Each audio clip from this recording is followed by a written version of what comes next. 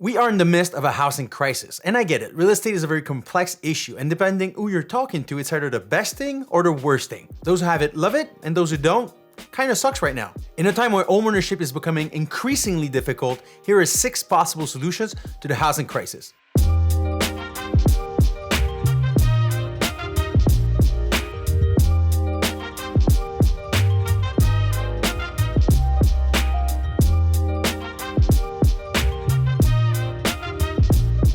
Welcome back. If you're not part of this community yet, I suggest that you subscribe to this channel for weekly Ottawa content. Also, you can book an appointment directly with me through the link in the description below. So let's start with number 1, restrict access to credit. What this measure wants to do is lower the amount you can get pre-approved for. Right now, you can get pre-approved for about 6 times your yearly income. So if you and your partner are making 100 grand together each year, you can get pre-approved for a little under 600,000. This measure wants to bring it back to 4 times your yearly income and then 3 times your yearly income. On paper, that sounds great, but the article is very vague about how the market is going to adjust to this. Are you going to offer incentives to builders? Are you going to subsidize material costs? Is there something else in this plan? Because otherwise, I don't see how you can slash my buying power in half and expect me to buy a property that most likely won't lower in price for a few years at least. This will disproportionately affect first-time home buyers because realistically, they're the one that's trying to get in the market and will need a bigger mortgage since they don't have any equity to pull towards a deal. I wish the article would expand on those points so we could understand the solution better, but for now, that's what we have. So not too great for this one. Number 2 is trying to expand the Bank of Canada mandate. We can all agree that cheap money, meaning low rate, are responsible for the sky-high prices that we saw in the past few years. So first thing, they lowered the rates way too low. Second thing, they waited way too long to bring them back up. That created the whole storm we're in right now.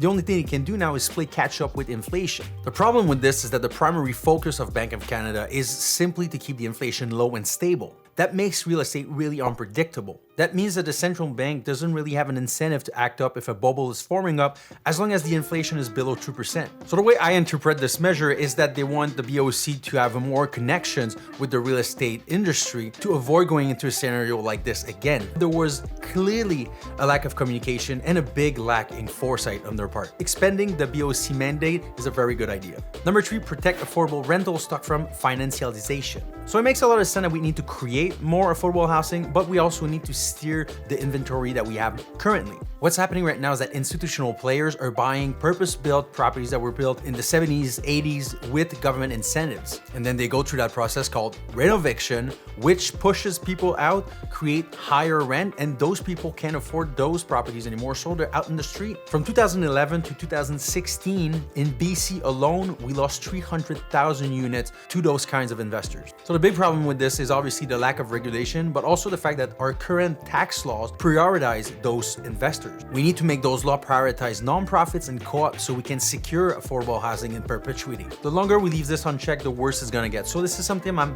absolutely for. I think we should apply this today.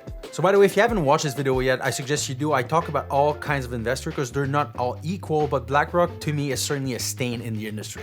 Number 4, addressing the surge of international students. We have a great, cheap education system in Canada, and a lot of people want to take advantage of it, which is a good thing. But it also comes with the fact that a lot of people are moving here to study and put a lot of pressure on local markets for real estate. So basically, this solution aims at the government working with post-secondary institutions to create more residence and more apartments specifically for students. Personally, as long as those are rental units, I don't see any problem with this. If it creates more supply around colleges, around universities, and with students-oriented design and layouts and amenities, I'm all for it. Number 5, tax exemption on REITs. A REIT is a real estate investment trust. It was created in the United States in the 1960s, and it was a way to democratize real estate, meaning making it more accessible. It also grew really popular in Canada due to our really good tax incentives. I'm not going through the tax code with you, it just means that you keep a lot more in your pocket when you invest in those. But we're facing the same problem as with number 3. Institutional investors are the one holding the REITs usually. So we're going through the same process of renovation, meaning pushing people out and increasing the rents,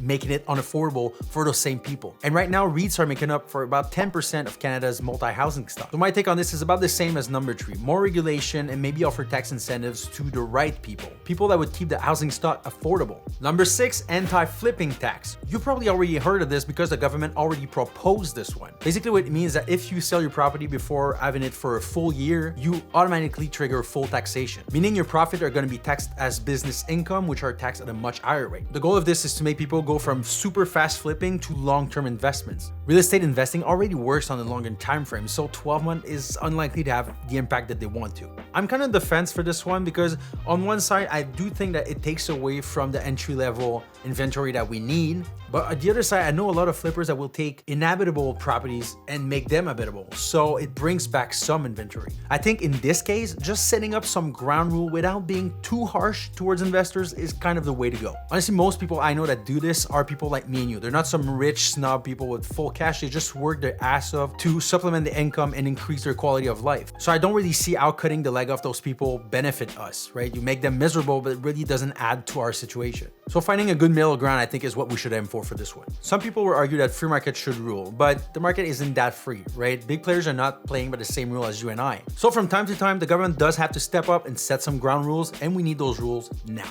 So talking about possible solution all day is great, but realistically, we are heading into a recession. Although there's not much you can do about it, the better you understand it, the better you can prepare yourself for it. I go over this very topic in this video you can watch right here. Thank you for watching, guys. Stay informed, stay connected.